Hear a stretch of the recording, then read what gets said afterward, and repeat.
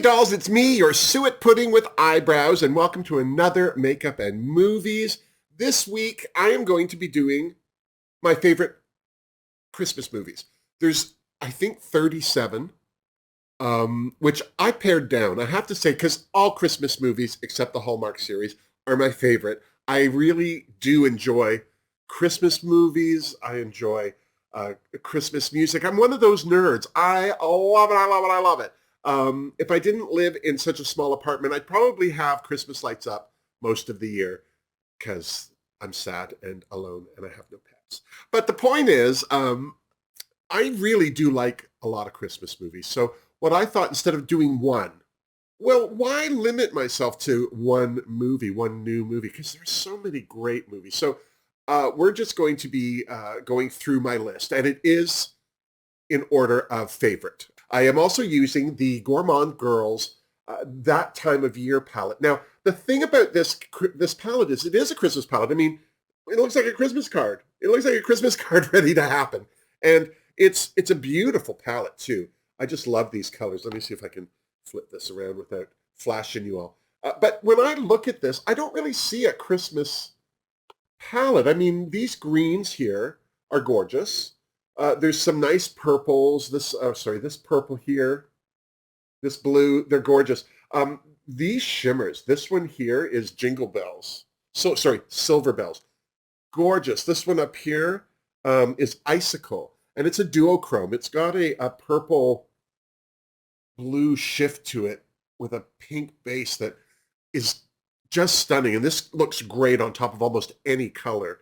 And then these two here, this one down here is The Feels, which I always get at Christmas. This is so sheer. This could be a highlighter. This could be a topper. And then Twinkling Lights is another duochrome. This one is ridiculous. So I'm going to be sticking to this palette mostly. Now, this is from Gourmande Girls, who are one of my new favorite companies. I really got introduced to them this year, and what a year Christina has had.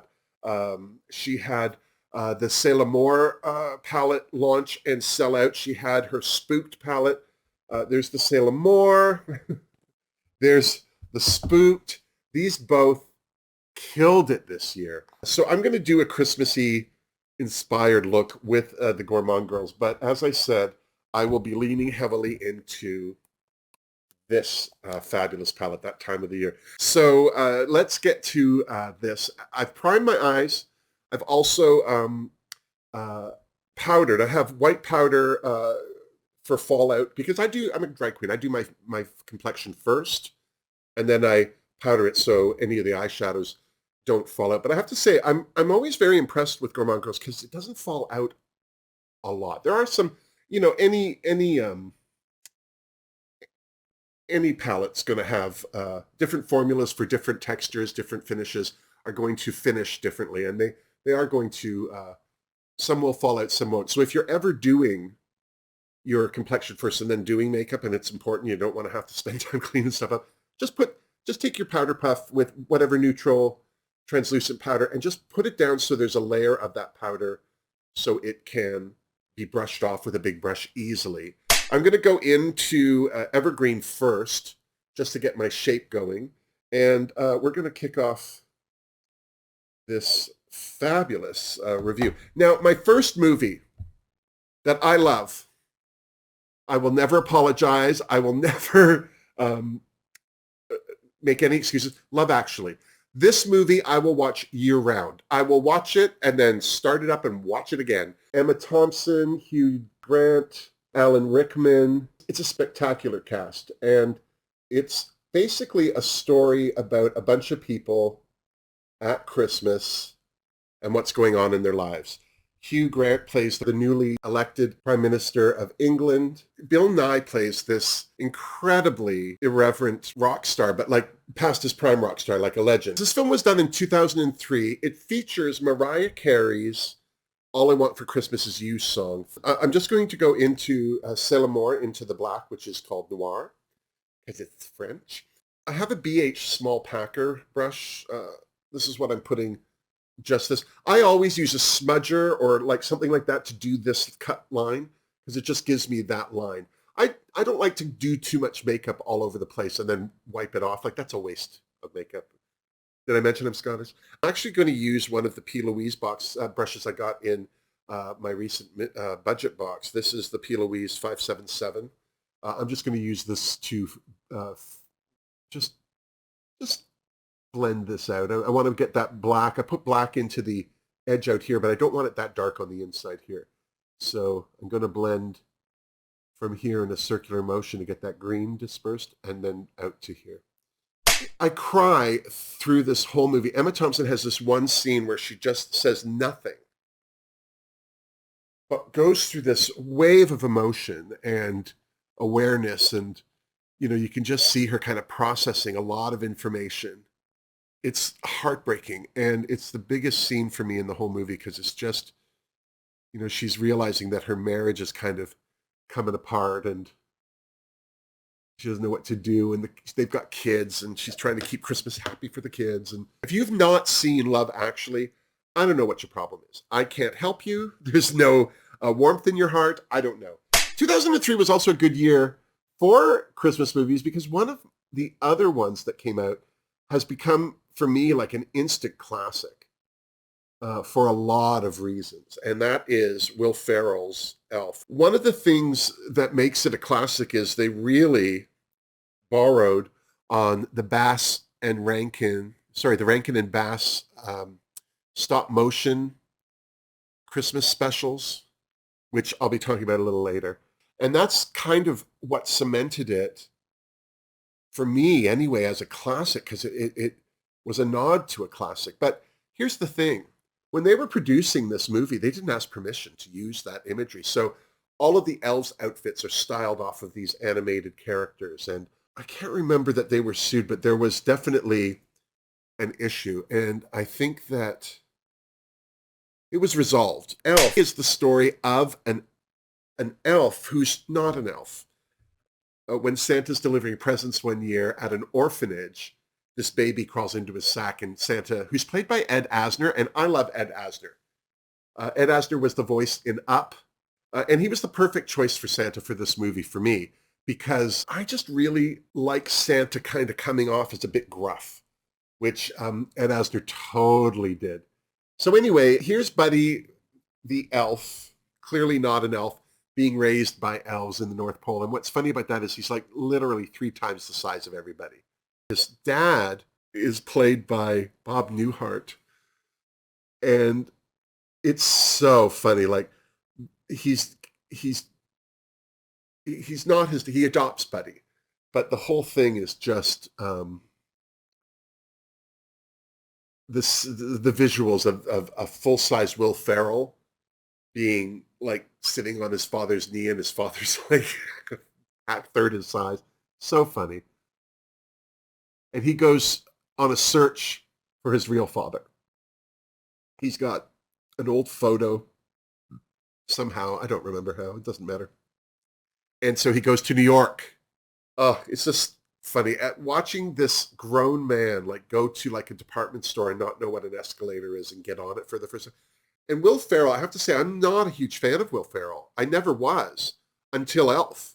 But this movie, Will Ferrell just has this childhood naivete that is infectious and gorgeous. Speaking of infectious and gorgeous, I am wearing my Wilhelmina Box Farts tank top. So what I have to do actually before I do my eyeliner, because I'm an idiot, is I have to cut my crease. And I love P. Louise. And then I'm taking, this is a Morphe brush. It's from their Disney collection. They had, I think, 5 or 6 brushes in their Disney collection, but it's a Morphe, it's the MM6, Mickey Mouse 6.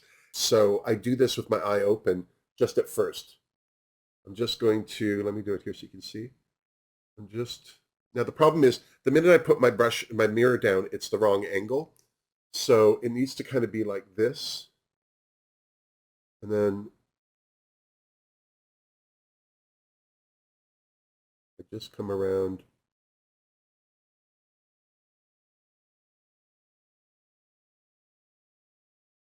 Like that. One of the newer Christmas movies that I absolutely love. I didn't like it when I first saw it. In fact, it took me a couple of times to kind of even get through the beginning of it. It was just a little too I don't know what the word is, but I just wasn't as much of a fan of it. But it's Arthur Christmas. This was done in 2011. Arthur is the one of the sons of Santa. He has two, and one of them is very serious about Christmas, very militant. He runs a tight ship. He actually is running a tight ship. And then Arthur answers the mail. Arthur is almost dismissed by everyone, including the elves, as unnecessary, or not in a rude way because he's still Santa's son, but he's often underfoot. He's often in the way. One of the characters in it that steals the show is Bryony, the elf from the rapping division. She's Scottish. I can do it with 3 pieces of sticky tape. So what happens in this movie is one of the presents gets knocked off a conveyor belt, and nobody sees it except for Arthur. He sees it. He just goes into full, oh no, we have to do this. There's another character in the movie, Grandpa Santa, and he's just this old doddering fool on the sofas watching everything go on around him. And so he gets caught up with Arthur in this missed present. So they break out the old sleigh and they try and deliver it. They're going to save Christmas for this person and la la la. One of the highlights is they fly through Toronto, Canada, which is where I live. And what's funny for an animation is like, oh, that is Toronto. Like I recognize the streets that they animated, which I thought was just, I always love it when they go to that extreme. They can say it's a city, but if you're from that city and you go, no, that's not that, it can break it for you. So the fact that they made that effort, then it makes me think that they made that effort with everything. The next film on my list is A Christmas Story from 1983. This film was made in Canada, although it's an American production. One of the things that's hilarious about the movie is that this kid, Ralphie, wants this Red Ryder BB gun. Every time he says, I want it, he writes a Christmas theme for his class. I want a Red Ryder BB gun. He tells his father, and all they say to him is, you'll shoot your eye out, kid. If you've ever seen the leg lamp, it's from this movie. It's so funny. So what I'm doing now is I'm trying to follow the line of my cut crease. And because I have hooded eyes, I only go that far in, like to just the outer quarter, outer third, because my lid hides most of the rest of it. And then I'll just fill this in with the black. But yeah, this is another film. I will watch this a bunch of times. It's one of the best movies ever. And I highly recommend it. The next film I want to talk about is This Christmas. And it's about a family at Christmas. So there's a lot of yelling and there's a lot of fighting in this movie, which is, I think, why I like it. The main reason I love it is because it stars Loretta Devine as the mom. Regina King plays her daughter, one of them. Idris Elba's in it. Delroy Lindo. Mekhi Phifer is so lovely in this. He has the hots for one of the sisters played by Sharon Leal. Regina King's in a marriage with a man who is having an affair, and she, at one there's this one scene, and while he's in the shower, she takes the towel, like the bath mat out, and she gets dressed. She confronts him and starts telling him what's what and how it's going to be, and he gets 1 foot out of the shower and down like a bitch. And she has taken the belt from his pants and starts whipping him. It is the best scene. The best scene. If you want to get some aggression out or some pent-up frustration out, watch that scene. Trust me, it'll be the most beautiful thing you've ever watched in your life. I love it. So now I've gone into Frostbite, which is the blue in that time of the year. And I have a Jessup 226. And again, it's a smudger brush. These are brushes that you smudge eyeliner for a smoky eye with and stuff like that. I just love these for doing a line. So what I'm doing is now I'm going to follow this cut crease of the green with this blue. The next is While You Were Sleeping with Sandra Bullock. Sandra Bullock plays a woman whose family has all died. Her mom died when she was a child. Her father died after. She isn't married. She's in no relationship. She lives on her own. She works for the Chicago Transit Commission. She's often working on the holidays because she's the only person at work that doesn't have a family. One of the people like that every day comes through her turnstile at the subway is Peter Gallagher. One day, while he's waiting for the train, these kids kind of harass him and he ends up falling on the tracks. And Sandra Bullock's character saves his life, drags him away from the train in the last minute, goes to the hospital with him because, well, he's alone and he's unconscious and nobody really knows anything about him. And while she's standing there, she says under her breath or something like, oh, I was going to marry him. And this nurse hears her say that and thinks that she's his fiancée. So when his actual family shows up, they say, well, who's she? And the nurse is like, well, that's his fiancée. And they're like, what now? The Peter Gallagher character has a brother. And the brother shows up. It's played by Bill Pullman. So the whole movie is about the brother showing up, her falling in love with the brother, even though she's supposed to be engaged to the one that's unconscious. And funny. I really enjoy the film. It's a feel-good movie. It ends beautifully. And, what more do you want from a Christmas movie? My next favorite, because I cry like a big old girl right from the beginning, is the 1946 classic, It's a Wonderful Life. I don't need to tell you too much about this movie. Jimmy Stewart, Donna Reed. It's that classic film, it would be better if I weren't here, and it's not. And I just love it. I just think it's one of those films it starts off being some other film.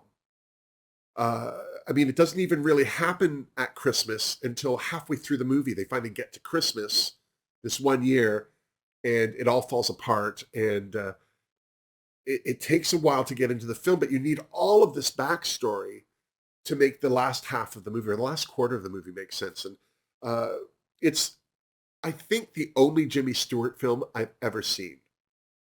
I'm now going to take an angled brush. I hope this works. And I'm going to go into time of the year, and I'm taking Silver Bells here, and I'm just going to put it on the lid. I just want to see how I haven't really used this shade, but I love it. I'm afraid that it might go on better with my finger. Keeping in the vein of classic films, this is one that I did like. It's the 1947 classic, Miracle on 34th Street. This is the one with Natalie Wood as a little girl, and it is one of my favorite movies just because for me, it was really a magical movie, a magical Christmas movie. There's this one scene where the man who plays Santa, he is greeting the children, and this little girl doesn't speak English, and he immediately turns to her and starts speaking her language. And they sing a little Christmas song together. It's beautiful. I cry every time I watch the scene because it's just the wonder in that girl's eyes. Santa. I have to say, it's just the most charming movie. I'm going into Snow Angel, which is like a white shimmer, satin maybe. And I just want to highlight my brow bone area here. The next film is a story about two women who are frustrated in love. They're fed up with their lives, and so they find each other on the internet through a house swap app. So Cameron Diaz is breaking up with her boyfriend Ed Norton in LA, and she freaks off to Kate Winslet's charming little British cottage in the middle of some shire. Cameron Diaz's house in LA is ultra modern. Everything's a button. She got a pool. She's got buttons that lower blackout curtains. She's got a gym in her house. She's got a whole wall of like an entertainment center, state-of-the-art TV, DVDs everywhere. She's a film editor. And a lot of the times during her scenes in the movie, her life is being narrated like it's a trailer for a film. It is so funny. I'm now going into Cherry's Jubilee, which was my drag queen name in high school. and I'm going to do my eyebrows. Kate Winslet meets Jack Black, who's a composer. So he's worked with Cameron Diaz, who's a trailer editor. He's got some actress girlfriend who's stringing him along. And then Cameron Diaz, Kate Winslet's brother, shows up at her cottage, which he's known to do when he's been in town drinking. Like instead of driving home, he'll just go pass out at her place. And they start up a relationship. Of course they do. Because they're hideously unattractive, and who would have sex with them? One of the things that's so charming about the film is that Kate Winslet's character meets one of Cameron Diaz's neighbors, who is played by Eli Wallach. He is this writer, a classic Hollywood writer. He was the one who told Humphrey Bogart to add kid at the end of Here's Looking at You. He talks about a meet cute. And I've heard the term since in tons of things, but this is the movie for me that introduced the term meet cute, about two people meeting in a movie, and it's a cute meet, and then they fall in love. But it is definitely a holiday movie, and I don't know. I think it's one of those ones that you have to watch. Another one that's become a favorite of mine lately is Bad Moms Christmas. It's just a cute movie. It's very Christmassy. There's a lot of partial male nudity because Catherine Hahn meets a stripper. She actually has to wax his butthole, and they just kind of fall in love while she's waxing his body, and it's so funny. Of course, the big thing about this whole thing is like the relationships between mothers and daughters. So what I'm doing now is I'm layering tones on my eyebrows. I like to do 3 colors. I like to do a main color, black at the end, which was the noir from the Say L'Amour palette. And I'm still going back in with Cherry's Jubilee just to make that blend a little more congruous. I am not a huge fan of horror movies. If I watch a horror movie, it has to be funny. Otherwise, it just makes me tense, and then I have trouble sleeping. And with that said, this movie, I had to put this on the list because it is a funny horror movie, but it's also a Christmas movie, which immediately makes me love it. And it's about a topic we don't often get a lot in Christmas. It's Krampus from 2015. And one of the main reasons I watched this movie in the first place is because it stars Toni Collette. I have to love her. I have to. I can't help myself. I would watch her talk about anything. It also stars another actress that I have been in love with for decades. It's Conchata Ferrell. She was the housekeeper in 3.5 Men. She was also in the Julia Roberts film, Mystic Pizza. One of the things I love about Krampus is that it sets the tone of the film off by showing, I think it's beginning to look a lot like Christmas. And it's just footage of all these Black Friday sales. There's people, like, they're brutal. People are running over sales staff. They're kicking each other to get at the items. The kids are all crying on Santa's knees, and it's just one of those films, like, right off the top, like, even the looks on the parents' faces as they're paying for stuff with credit cards, it's just, you just know it's not going to end well for anybody. The next film I love is an obscure one. If you've never heard of this, I wouldn't be surprised.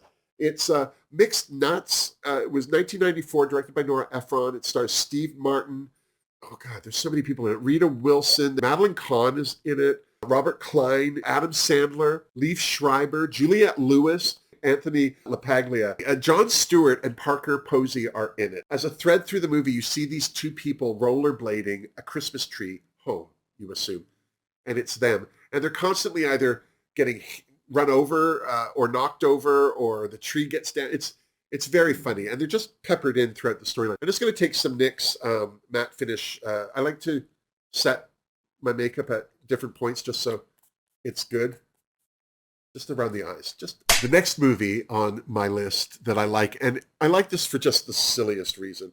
It's the remake of The Bishop's Wife, The Preacher's Wife from 1996, starring Denzel Washington, Whitney Houston, and Courtney B. Vance. And the reason I love this movie, there's this great scene where Denzel Washington takes Whitney Houston out to a jazz club. Lionel Richie's there playing like somebody that she used to know from her past, and they haul her up on stage and make her sing. And it's so cute because she absolutely does not want to. Like, she's like, no, no. She's looking at Denzel Washington. No, he's clapping. She's like, no, no, no. And then she just lets loose with "I Believe in Miracles." It's the most gorgeous song, and I cry every time she sings it. I can't even tell you that much about the movie, really. Like, I don't remember even how it ends because I think I most of the time just watch that one scene. I am now going to take from here. I'm going to take Twinkling Lights, which is this duochrome right here in the middle. And I'm going to take a P. Louise brush, a flat, like, concealer brush. I feel like this one, too, because it's a pink handle, like a thick, dark pink handle. I feel like this is a Trixie Mattel brush as well. My next movie is a true Christmas classic. It's A Christmas Carol from 1951, starring Alistair Sim. But I don't like to leave it at that movie because I also really enjoy Bill Murray's Scrooged from 1988. I also really like the Muppets Christmas Carol. I think that that's really good. And I also like the Scrooge that Albert Finney did. But the Scrooge theme is fabulous. My next movie in my favorites, although I have to say I have not seen this in a few years, but it's just one of those films. I think when it came out, I was just very impressed with it being an original modern Christmas story. And it's The Santa Claus with Tim Allen.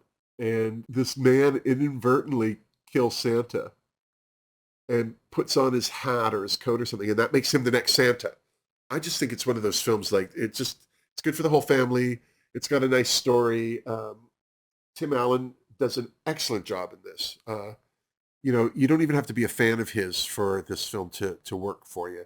The next film that I think is so funny for Christmas, National Lampoon's Christmas, 1989. Chevy Chase is so funny. Beverly D'Angelo as the mother. Juliette Lewis is the daughter. They, at one point, are having eggnog out of reindeer. Like, there's a reindeer punch bowl set. You can buy that now. They have a one of those saucer sleds, like those plastic discs. Do you remember those? And he puts on this Teflon coating, and literally the minute he sits in it, it's gone. It's like flames, and it's gone. So if you've not seen National Lampoon's Christmas Vacation, and I can imagine some people, because the 89, I mean, it's not, I don't think this movie is a classic, but it is definitely a seasonal film. It's definitely not hard to find at Christmas. So there you go. Another one that's not hard to find at Christmas, Home Alone starring Macaulay Culkin. So a family goes away for Christmas and leaves the youngest boy alone at home. There are these two stupid burglars who have been like taking advantage of people being away from home for the holidays and robbing their homes. Joe Pesci and Daniel Stern play the criminals, and they're so funny. Joe Pesci particularly is just so funny in this film. Catherine O'Hara is in it as the mom. It's just a very cute movie. And again, if you haven't seen it, what rock have you been living under? And you should. The problem with the movie is it was so popular, there were way too many sequels. The second one was with Macaulay Culkin, but I don't think he's in any of the others. I feel like every year they have a new one. It's like become a Hallmark Christmas movie. So the next category of films are non-traditional Christmas movies. These movies happen at Christmas. They have nothing to do with Christmas, but they're seasonal. And personally, I like a Christmas like a movie that takes place at Christmas but isn't about Christmas, because sometimes you need a break. Sometimes you reach that point where it's like, oh my God, if I hear one more fill in the blank, I'll kill a man. And that's not the attitude to have at Christmas. The first one that I love, this is one of my favorite movies of all time. I don't care when it's on, I will stop and watch it. Trading Places, 1983, Dan Aykroyd, Eddie Murphy, and Jamie Lee Curtis. It is a fabulous film. It's about these two brothers. They're old bankers, and they have an argument with each other over nurture versus nature. Would somebody who had everything revert to their basest instincts if it were all taken away? They bet each other $1, and they take Dan Aykroyd and ruin him. And then they take Eddie Murphy, who they just see on the street, and give him Dan Aykroyd's townhouse, his job. He's afraid that they want him to be their sex slave or something. Like, why are you doing, like, why nobody does this? I'm just going into the Gourmande Girls Spectra palette, specifically into Sapphire, this really nice dark blue. It's not a shimmer. It looks more like a satin finish, but I just want to put some depth into this blue here. Eddie Murphy's character finds out that not only are these brothers doing this, but they did it for $1. So they set out to ruin them financially. Dan Aykroyd knows the stock market, so he and Eddie Murphy try and put as much money as they can together. The whole thing is that they set out to ruin these two brothers by cornering the stock market. And as I say, it's not about Christmas. It just happens at Christmas. Another film that is my favorite for Christmas that really has nothing to do with Christmas is Bruce Willis's Die Hard. He's trying to visit his wife. They're separated. While he's there, her building gets taken over by criminals led by Alan Rickman. So the whole movie is about him fighting these criminals. It's just a great movie. Another film, this one happens at Christmas. It's a Christmassy movie, but again, it's not a classic Christmas movie. It's a nice break from all of the Christmas rhetoric, is Gremlins from 1984. And this is one of those movies, you can watch it any time of the year. But at Christmas, it's a nice break from all the traditional stuff. And we know the classic story.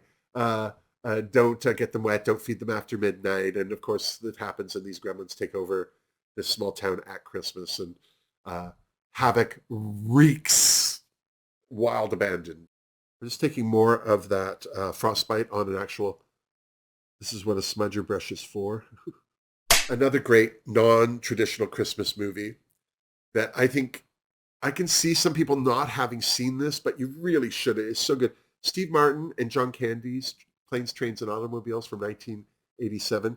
It's the story of two businessmen trying to get home for Christmas during a storm, and they kind of end up teaming up to get out of this airport. And Steve Martin doesn't really want to team up with John Candy because he's just been on a flight next to him. Like, that's how they know each other. They were on a flight and the storm stops them in whatever town they're in and follows the two of them as they share, like they rent a car together. They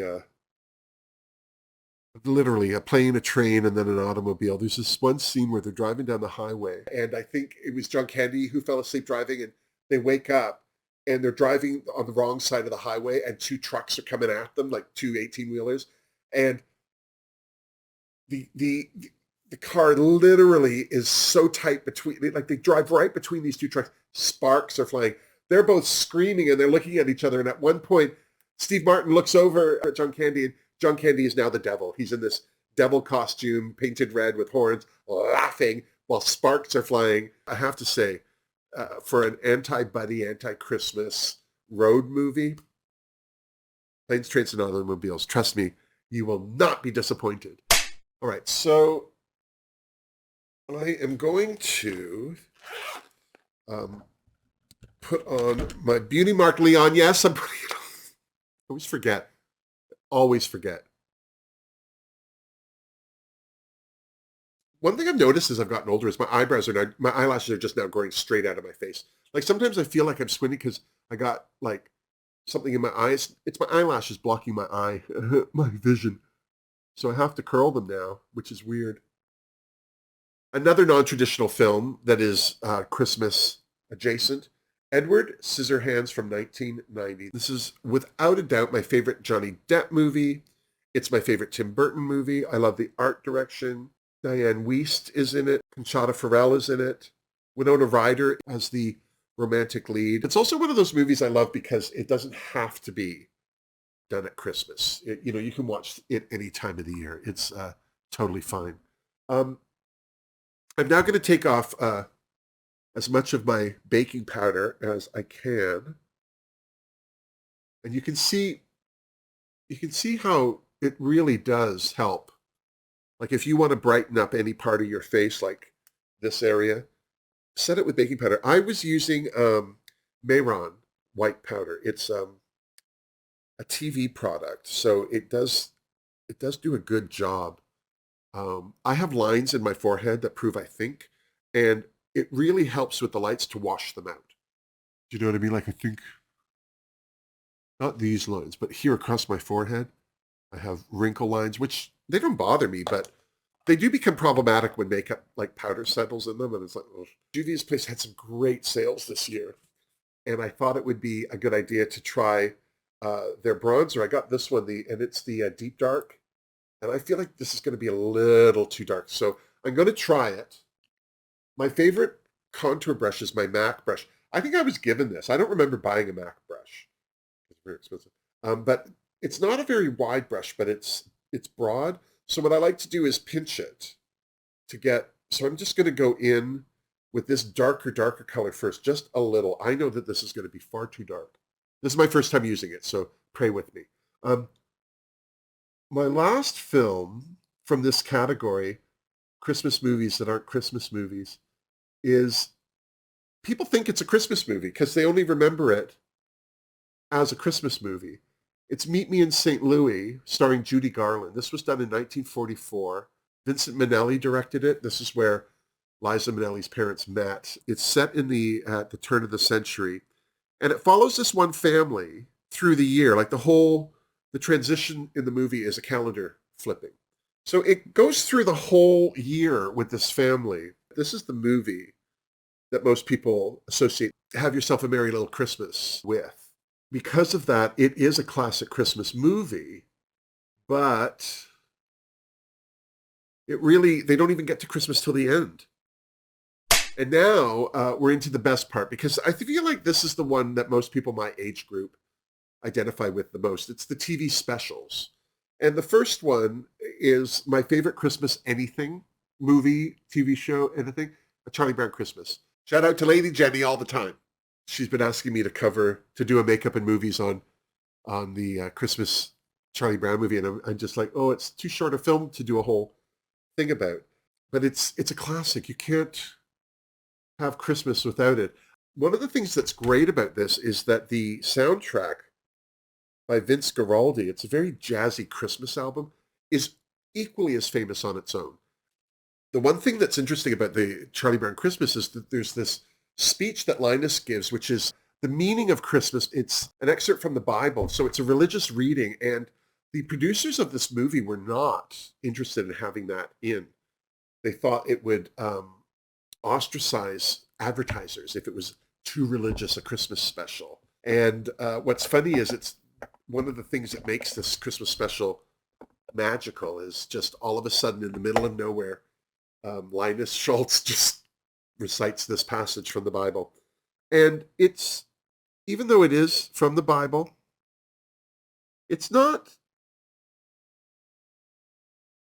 the most religious thing I've ever heard anybody say. Do you know what I mean? I mean, it is, but the way it's presented, it just doesn't come off as preachy or sanctimonious or any of that. I just use, this is my e.l.f. white concealer, which I love. If you have never used it, get yourself some, because it is the tits for sure. Another Christmas special, you can't have Christmas without this, is the 1966 How the Grinch Stole Christmas. You can't. You can't. If you want to, that's your choice, but you're going to have a sad little life. I absolutely love that Boris Karloff, who is a legendary horror movie actor, he not only narrates the whole thing, but he does the voice of the Grinch. The best thing about this cartoon is Max the dog, the poor, long-suffering Max the dog. It's you can't have Christmas without this movie. It has, of course, spawned a bunch of like animated, computer animated versions, live action, the most famous, of course, with Jim Carrey. But this is the one. If I don't see How the Grinch Stole Christmas, it's not Christmas. The others I can live without, and that's just how it goes. I'm sorry to say. I'm taking my NYX setting spray, and I'm just going to do my cheeks, because before I put on blush, I like to put my highlighter on so that I kind of get that under the skin, like coming out glow, as opposed to something that's been put on top. So I make a face. just across the cheeks, nothing too heavy.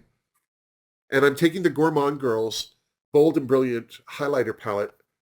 This is the only highlighter palette I use. Look at, I'm already hitting pan on my favorite, the silvery highlight. This is my favorite one. I go in first with the pink diamond, the pink one. And I use this on the balls of my cheek because it's pink. The apples of my cheek. Do cheeks have balls?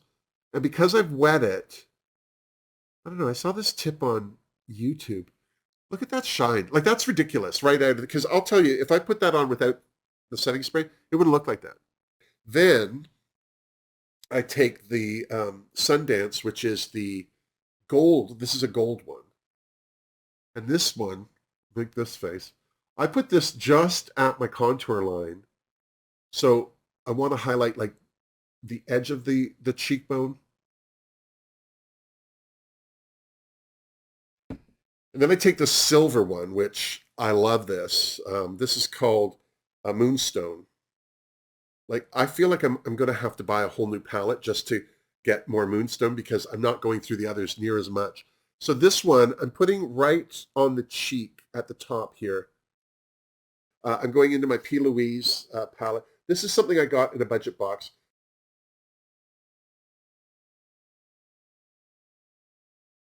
I don't clean the brush or anything.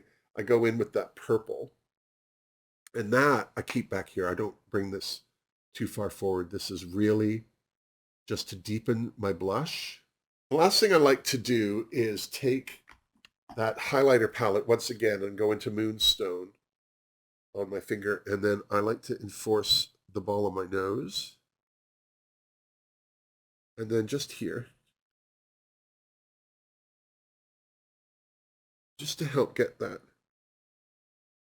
shiny touch. And now we're into the stars of the Hollywood season for me and any kid that grew up in my era. And that is the the Rankin and Bass animations. This was an American company out of New York that did stop motion animation, but they actually didn't do it. They sourced it out to Japan, and the voice casting was all done out of Toronto in Canada. Except for the lead actors, like there would be some like famous people like Burl Ives or Fred Astaire or Mickey Rooney. Those people, you know, obviously were Americans, but the everyone else, Canadians. The first one, Rudolph the Red-Nosed Reindeer, 1964, based off the song. Burl Ives is the snowman who narrates the whole thing, and Burl Ives was an actor. But he also sang. He had, I think, a fairly good music career. So they combined the two. He's the perfect voice for the narrator. We got secondary characters like Yukon Cornelius, who was after the abominable snowman. Hermie the elf, who, I want to be a dentist. This movie also gave us The Island of Misfit Toys. It's just one of those films. If you don't watch it at Christmas, you're not having a proper Christmas. I'm taking Super Bond. This is just anybody who wears tracks in their hair knows what this is, but this I like to use this for my eyelashes. The reason being is that these drag lashes are very heavy. I make my own lashes. I take 4 or 5 other pair. And here's the trick. A hairdryer. I use the cold blast. And if you put this on like that and hit it with that air, they won't move. That should stay exactly where it is. I don't know if this is the best way for everyone to put on a lash, but I like doing it low. Like if you have a hand mirror, put it low so that your eyes aren't open or do it low. And this is also a great way to get them balanced. And my trick is I don't put my eyelashes right along my eyelash line. I put it in the corner on my eyelash line. And then on the side, I bring it up just a little so that it lifts and gives you that kind of cat eye. But yeah, that looks pretty even. Not always the case. Now I'm going to do my lip. Oh, it's so hard for me to figure out lips. But I think for this, Teresa Mulhern sent me this. I barely use it because it's just too gorgeous. But it's the Fenty, I can't read that. I'm so sorry. Hot Pink. I'm just going to say It's the hot pink one. Now, I hate putting on lipstick. It's the worst thing. Lately, I've been doing it this way where I put the lipstick on and then I line.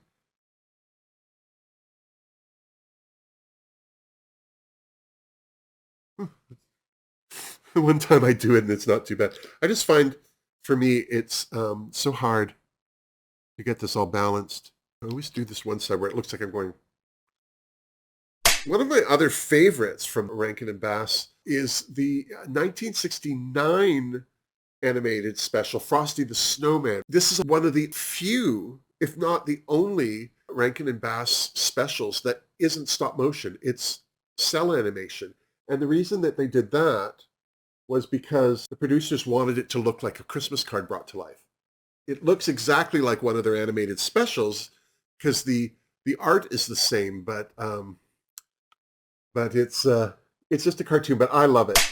In 1970, Rankin and Bass released Santa Claus is Coming to Town with Mickey Rooney voicing Santa Claus. This is the one that's narrated by Fred Astaire. What ended up happening with the Rankin and Bass films was they got bought up by Apple TV, and you can't see them unless you have Apple TV, and I don't have Apple TV.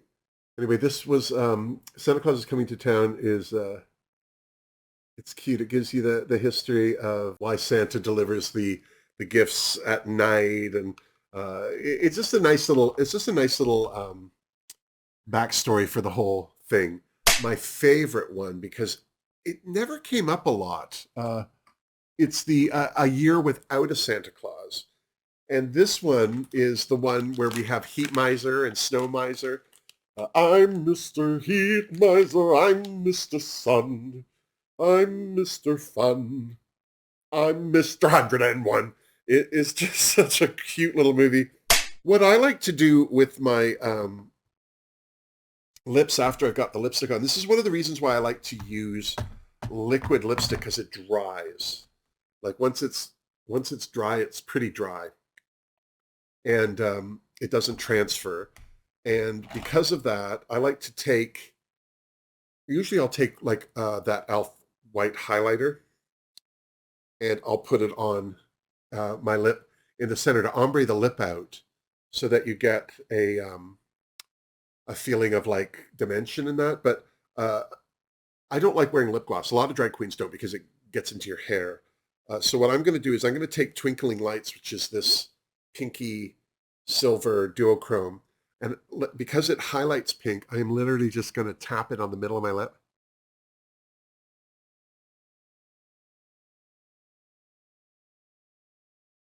And it should give that shine that suggests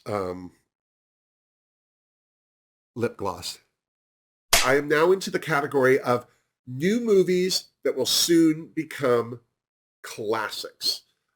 So the first one is Last Christmas, which I talked about earlier. Emma Thompson produced this, and she is one of the actors in it. And it's a beautiful film. I cried like a girl. It was the best at the end of it. But I just found that the movie itself was more of a love letter to George Michael's music. Even though it takes place at Christmas, it is a Christmas film. I was just so thrilled to hear George Michael's music. It's on Netflix right now, and you can go see it. But I highly recommend this. I think that this will become a classic. Something else that has become a classic for me is The Christmas Chronicles, which was in 2018. Kurt Russell played Santa Claus. It's about a girl, Kitty Cat, who sees in a video something that looks like it could have been Santa Claus putting a present under the tree. And so they stay up that night to wait for Santa Claus, and there he is. And they inadvertently end up in his sleigh, and they scare him, and they ruin Christmas. Like, they have to go on a search for Santa's hat, which helps him be magic. He can go up and down chimneys with it and all that. And there's also the sack of toys. They can't find it. And also the reindeer are missing. And it's just one of those adventure movies. And that's lovely. I love this movie. I highly recommend it. It's a good standalone modern Christmas story. Now, that said, they had a sequel, The Christmas Chronicles 2, very inventive, in 2020. Now, what I love about this movie, and the only reason I love this movie the most, is Goldie Hawn's in it. At the end of the first one, Santa Claus is back home, and Mrs. Claus comes in and she's talking to him, and when she turns around, it's Goldie Hawn. And it's just, oh! And I'm sure that that cameo of Goldie Hawn is what got the second one made. The reason I'm not a bigger fan of the Chronicle, the sequel, and let's just be honest, most sequels are not as good as the original. I feel like they kind of forced moments in the original movie to happen again, and this one it's almost like hit these marks, and it just, for me, wasn't as organic as the first one.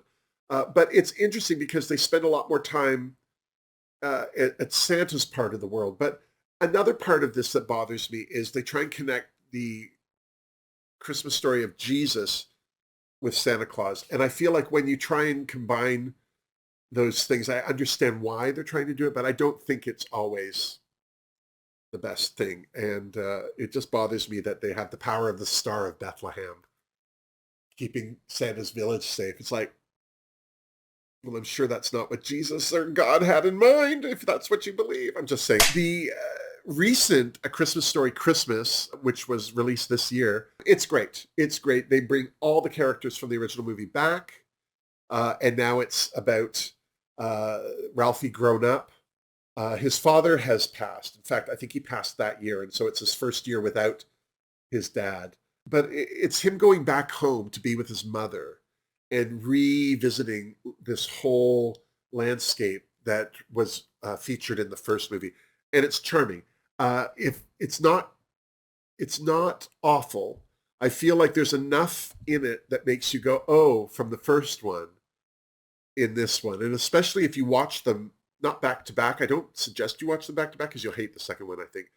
But if you watched one and then a couple days later watch the other one, there's enough in it where you're like, oh, that's cute. A film I saw this year, although it was released in 2019, is Noelle, starring Anna Kendrick. And that was a film where it's the children of Santa, and the brother's going to be Santa, but she really is the one who should be. And it's this whole thing where he kind of freaks out and runs away, and she goes and tries to find him and bring him home. Shirley MacLaine is in it. She is so funny. It's a cute film. It's a really cute film. There's some singing, there's some dancing, not a lot, not enough to be annoying, but I highly recommend this. It's a cute, cute film, especially for girls. This film came out this year as well, and I love it because Octavia Spencer's in it. Spirited, with Ryan Russell and Will Ferrell. It's fine, but it needs better pacing. First of all, every time they break into song, it bothers me, and I love a musical. Like, every time. There's some moments where they've gone so long without a song that all of a sudden the song starts to be like, oh, right, this is musical. But there are some great numbers in it, but I just feel there's no cohesion. Will Ferrell is great. I really love him in a film like this. And Ryan Russell, every time he smiles, I just want to eat his face. He's just so beautiful and lovely. And they're great in it. And it's a great story. It's a retelling of Scrooge. The whole point is that Ryan Russell is this corporate genius who's dismissive of people, and Will Ferrell is the ghost of Christmas Present. One of the funny parts of this movie is the ghost of Christmas Future is played by Tracy Morgan, at least his voice. But the funny thing is that this ghost can't talk when he's around mortals. Away from mortals, he's got all sorts of things to say, but he only just points. It's this tall, ghostly apparition with this bony finger hand that pops out from his robes and points. And, he doesn't talk, and it's very funny. But I really do recommend you see this if you haven't yet. Okay, the last movie I'm talking about before I put on my hair and my outfit is from Netflix, Jingle Jangle. This is the best Christmas movie of this era. It's Netflix's first Christmas production. It was meant to be a stage play, but Netflix bought it, and I'm so glad they did, because the Netflix money in this movie is part of what makes it so magical. It's got the magic of a Rankin and Bass special because a lot of the flashbacks are all done in stop motion. It's also like The Wiz, great music. The music in it is great. I was tapping my toe through the whole thing, and it's got all that magic of a Harry Potter film without the transphobia. It's I can't sell this movie enough. It stars a young girl by the name of Madeline Mills. She plays Journey. Her name is Journey. It's the best name. And she's the granddaughter of an inventor, Geronicus, played by Forrest Whitaker. And I love Forrest Whitaker. He's not in enough stuff, in my opinion.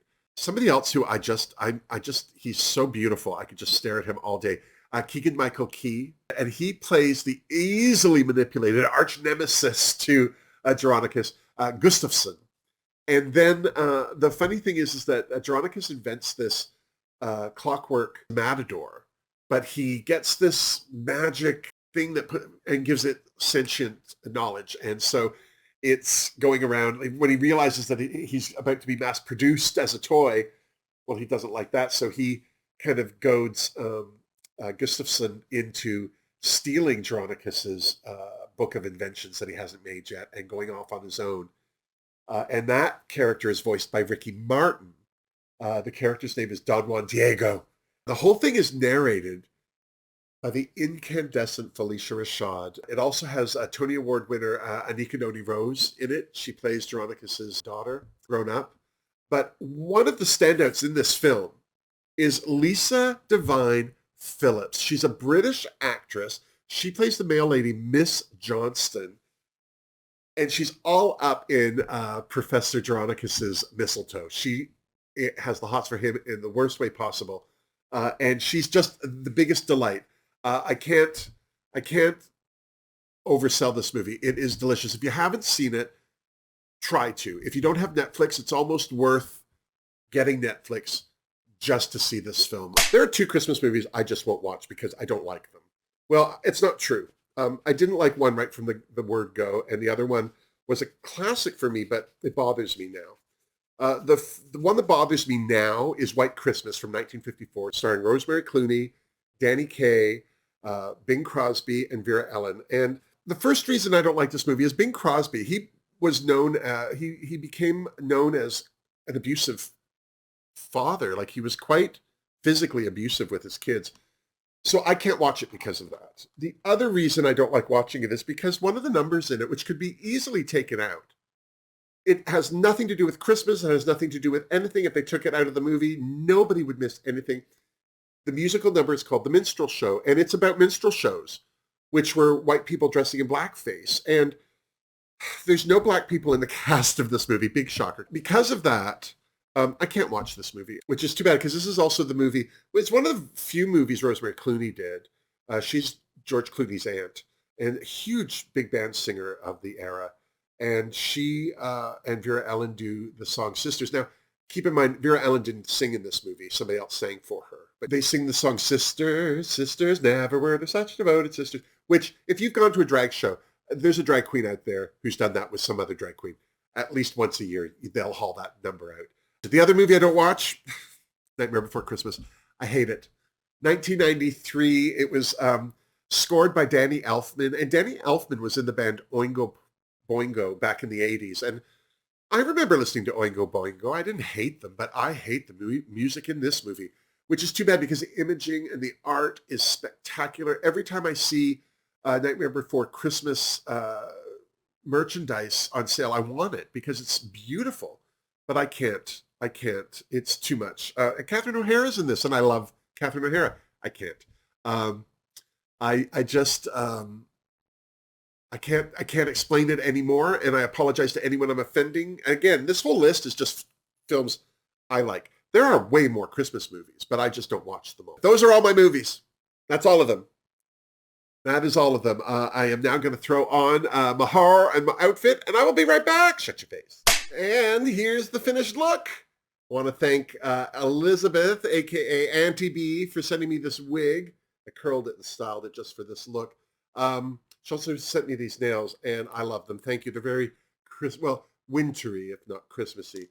I also would like to thank you for sitting through my 37 choices for must-see Christmas movies, except for, 35, because there was those 2 I don't watch.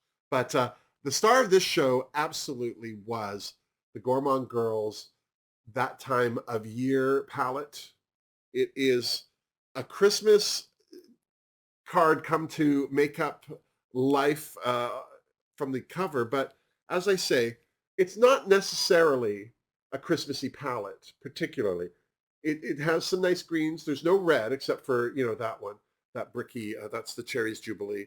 But yeah, I think this is a very wearable palette. It doesn't have to happen any time of year. What makes this a special palette are these two duochromes and this shimmer and that shimmer. They are, and this is a great highlighter as well. It's a fantastic palette, very versatile. Of course, I did get some help. I used a darker shimmery blue out of the Spectra palette, which is from Gourmande Girls. I used the black out of C'est L'Amour from the Gourmande Girls. I also used the white out of their recent double sold out, congratulations to Christina, Spooked palette. If you don't have this, it's going back into stock. You should get this one. Spooked is fantastic. And there you go. I hope you enjoyed this Makeup and Movies. It was a little long because I had a lot of movies to talk about, but I also think that they are all fun movies to talk about. If I reminded you of a film you haven't seen in a while, let me know. If you have a favorite that I didn't get to. Now, keep in mind, this is not an itinerant list of films. This is just my opinion, my choice. I'm sure I've created a lot of enemies over the Nightmare Before Christmas film, but I can't help it. I just don't like that movie. It's not anyone's fault but my own. But there you have it. I hope you enjoyed this. If you did, please give this video a thumbs up, especially because it's Christmas.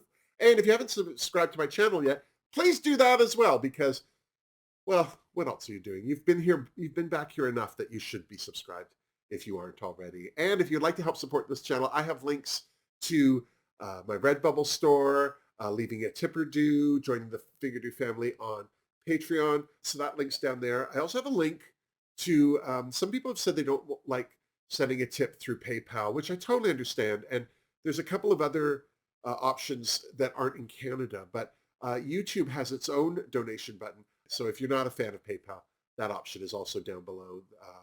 It's actually not even in my description box. It's right below this screen. It's the heart with the money sign in it. So you can use that if you'd like to help support this channel. Other than that, thank you so much for tuning in. I hope you have a fabulous holiday season. I hope that you don't get a lump of coal. And if you do, appreciate the lump of coal and be thankful Krampus didn't come for you, is all I'm saying. Until the next Makeup and Movies, miss me! Ah, serious. Let's all go to the lobby. Let's all go to the lobby. Let's all go to the lobby to get ourselves a treat.